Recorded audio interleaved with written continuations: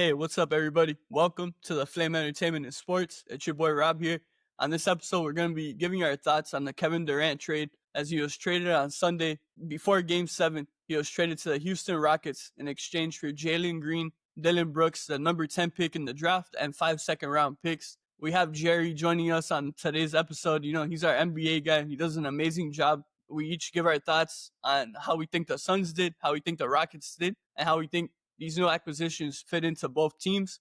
Hope you guys enjoy this episode. Make sure to keep it locked in here on Instagram and TikTok at the flame_ES. And now let's start off with our boy Jerry giving his thoughts on the Kevin Durant trade to the Houston Rockets. On this NBA episode with Jerry, we're going to be covering the Kevin Durant trade. So the Houston Rockets acquired Kevin Durant in exchange for Jalen Green, Dillon Brooks, the 10th overall pick in this draft, and then 5 second-round picks. So yeah, we're going to get into our thoughts, both of us, giving our takes on how we think, each team did in this trade specifically. Yeah, I think I'll start off with Houston on this one. You have a really good young team. You have a young core of a lot of hard-nosed defensive players and a few offensive players who haven't really been unlocked yet. I'm looking specifically at like Amen Thompson. Has a lot of potential offensively, but he hasn't really gotten to that level yet. He's still only, I think, 21. Yeah. So I still think he has like all that potential on offense. Defensively, I think he can be one of the best defensive players in the league. You have him. You have Alperen Sengun, who reminds me of like one of those European bigs who can really take off and, take over the league or help take over the league. They have Tariq Eason, another really good young player. You still have Fred VanVleet, not a young player, but a veteran who I still think has quite a few years left in the tank. So you have all these guys, but you don't really have a lot of scoring. VanVleet, Goon, they're good. They're solid scorers. I don't think that's enough. But you bring in a Kevin Durant, who not only is one of the greatest scorers of all time, but he's also a guy who can space out the floor, and he could still provide some defense. He's not going to be the old Kevin Durant where he's going to lock up one of your best forwards, but you can still ask him to lock in on any given night, really. And yeah, I think Houston did really good. I think this makes them a championship contender, a legit one. How long will that make them a legit contender? I think maybe 1 or 2 years. Honestly, I think it's worth it for that 1 or 2 years because I don't think Jalen Green was developing well there. Dillon Brooks is good, but I don't think it's going to be that big of a loss to lose him. And that 10th overall pick could be good, but you're looking to win now, so you're going to have to give it up. So I think they did good. Worst case scenario, they don't win a championship. It's not too big of a deal. You still have a really good roster on right there. You have one of the best coaches in the league. I think this makes them like a legit contender and a team that can seriously threaten OKC next year for the Western Conference. Maybe second or third as of right now for my favorite to win it. So I think Houston. I'm gonna give them an A if we're gonna do a grade. For Houston, like I totally agree with you. They're in win now mode. They just had like an incredible season. Such a young team. Only a couple of veterans, like you mentioned, VanVleet. They also have Steven Adams, and they had Dillon Brooks too. And those 3 guys were essential in helping them get to one of the top seeds in the West, and going to 7 games in the first round with a team full of championship experience. Curry, Draymond Green, Jimmy, Steve Kerr.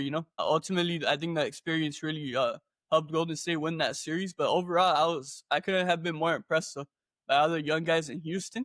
And ultimately, when you really look at it, Jalen Green was really like the one downfall in terms of like the young players and that playoff series for Houston. But ultimately, I just feel he's not ready yet to be like that number 1 scorer on a team. So ultimately, it's not on him. Like, I'm not putting the blame on him. I just feel he wasn't ready for that at this point in his career. And yeah, like obviously getting Kevin Durant is a hell of a move. And what I love the most about what you said with your take on Durant is that not only is he, like you said, an all-time great, but he fits exactly what Houston needs. And to go back to the Jalen Green point, Jalen Green didn't come through for them. And ultimately, that's why they didn't win a series in the playoffs. I feel like if Jalen Green would have been at least 50% better, from an offense, like Houston probably would have knocked out Golden State. But ultimately, he didn't really do much for them on the offensive side. And at the end of the day, he was like their primary scorer that they're relying on. So I feel like KD fits exactly what they're looking for. But like you said, ultimately, this probably only going to be like 2 years. And like you said, it's not a big deal if they don't win a championship. But um, it's kind of tricky. It's tricky because, like, for me, like, would I be shocked if they win a championship? No. But at the same time, I'm not like completely like, oh yeah, they're definitely gonna win. Because I just look at the rest of the Western Conference, and I still look at the Thunder, Minnesota. You can't count them out. We don't know what they're gonna do this offseason to try to improve the team. But I am with you that Houston did take a huge step. They're definitely the three teams that come to mind right now for me in the West are OKC, Minnesota, and Houston. So definitely they did take a big step. And something I do love that they did, like you talked about Fred VanVleet. He just signed actually a 2-year extension worth $50 million. I thought that was a really smart move, and that puts him in the KD window. So ultimately, like they have the vets locked down for now, but ultimately they have all these young talent that they're planning on building, for a very long time. So I kind of like that they did that VanVleet. It's only a 2-year extension. KD 2 years only. They kept Steven Adams too. That was a move that happened during the finals. It was kind of like in the afternoon one day, so no one really talked about it. But that's a move I want to talk about really quickly. I thought it was so essential and important that they kept Adams, and the fact that he agreed to that before he didn't even go to free agency or anything. I think it speaks volumes that he believes in what they're doing. He's still looking for a championship. He hasn't won one. He's been part of some great teams with OKC, and he's just a guy that I always root for. He gives it his all. Man, he's just like that old school freaking. He could have played in any era of NBA history, in my opinion. Just one of those big guys that, man, he's just like a warrior, and he dives for loose balls, and he's one of the smartest players I've ever seen too. And I thought in the playoffs he actually impressed me. He got way more minutes in the playoffs than he had really throughout the regular season. And I thought that was such a smart move by Ime Udoka. I think that's super smart. If you really want to win a championship, especially now, you're gonna need Steven Adams, and that's another cool thing. I don't think people have talked about, like, KD and Steven Adams played together for so many years in OKC, so they already have that great chemistry, and I'm actually excited to see them together along with VanVleet. You have three of the best veterans in the league right there. VanVleet, KD, of course, they're champions. Like I said, Steven Adams, he's still searching for it, but I feel it's such a nice mix right now of young guys and veterans. And yeah, you mentioned Amen Thompson. If he's able to improve the offense just a little bit, become like a decent 3-point shooter, man, I feel like the sky's the limit for him. I think Amen Thompson could be like one of the top players in the league in a couple years. Like those Thompson brothers, I like fell in love with their game in the playoffs. Like Amen for Houston, Asai for Detroit. Hey man, I'm so high on these guys. They're so smart, such a young age, elite defenders, and yeah, they haven't unlocked like what they could get into on in terms of their offense. You feel me? Like I feel like they have a lot more that they haven't been able to show yet. And then for Phoenix, I also like the package that they got. They got Jalen Green, Dillon Brooks. Jalen Green is one of those guys who I think can be a late bloomer in the right situation. I think he can, like, if you can really develop him, he could be. I said it a couple of years ago, but I said he could end up being one of the best players in the league. He hasn't been that, but who knows? Maybe he doesn't become the best player, one of the best players in the league, but he can become a really good all-star. And that's still a valuable piece. You have Dillon Brooks, a guy who you can actually flip later on down the line if you want, or you can keep him on your team. Yeah, you're gonna have a logjam at shooting guard, but that's not really a big deal if you're gonna get that good of an asset. You could probably just eat up Beal's contract for maybe a year or two. Yeah, sure, it's not something you'd want to do, but if you can develop Green properly, it'll be worth it. And then with the 10th pick, they ended up taking Kaman Maluaj out of Duke. I'm not the biggest fan of taking rim runners that high, but he is a solid center. I did see him at Duke.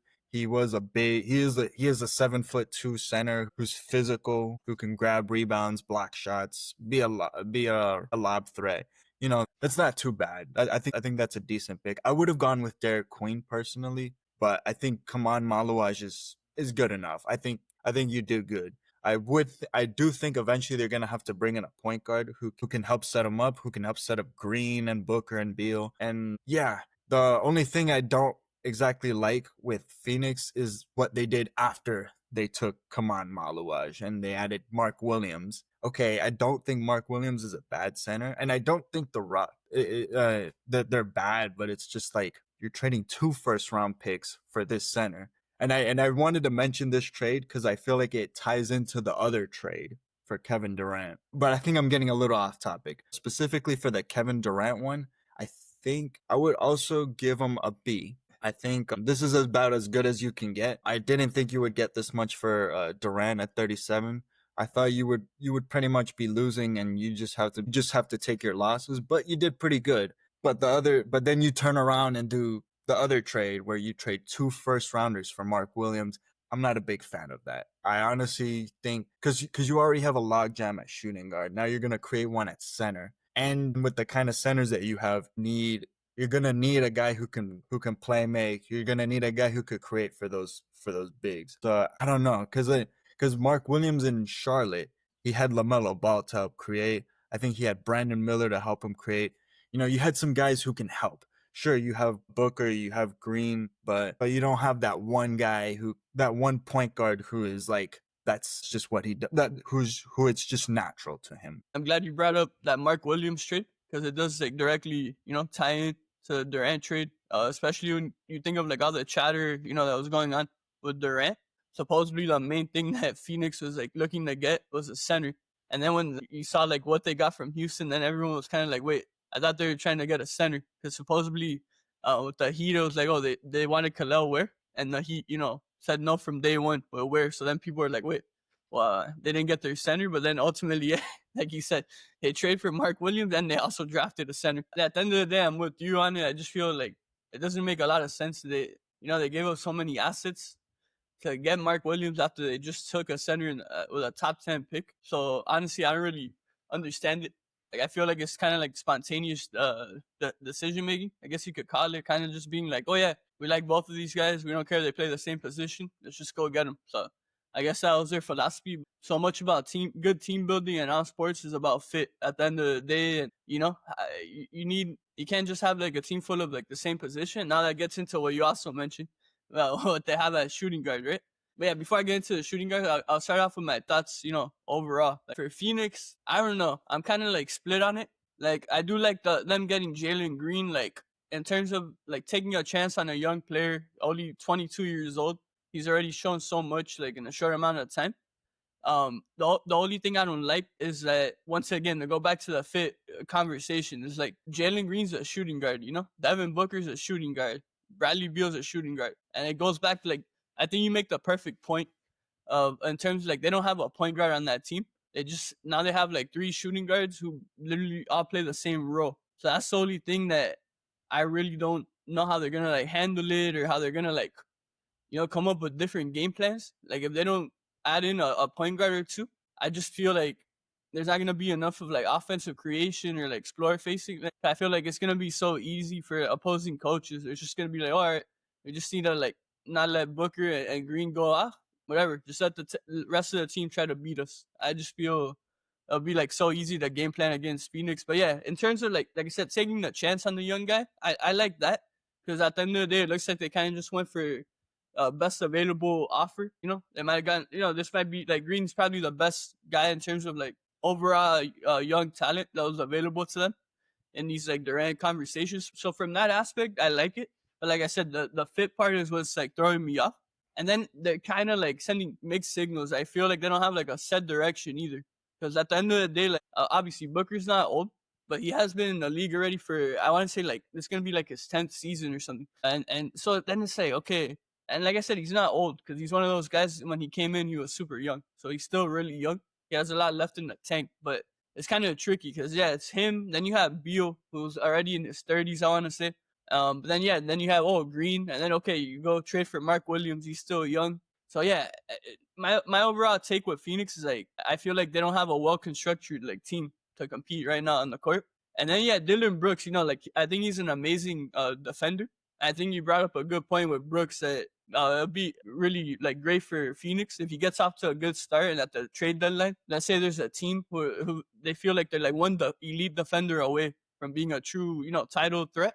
I feel like they'll overpay to go get a guy like Brooks. And obviously, people get annoyed by him, but I feel at the end of the day, if he's on your team, I feel like he's one of those guys that you're gonna love, especially in the playoffs, because he just gives it his all, and all he wants to do is like help his team win at the end of the day. So I think any fan would be happy to have a player that's like that. They'll just do whatever it takes to help the team win. And yeah, then like you said, they drafted the big man out of Duke, the 10th pick. So obviously getting a top 10 pick was amazing. Like you said, for a freaking 37-year-old guy, that is really good actually. And yeah, as overall, like since you did the trade grades, I'll give Phoenix like man, I'm kind of like at a B minus or a C.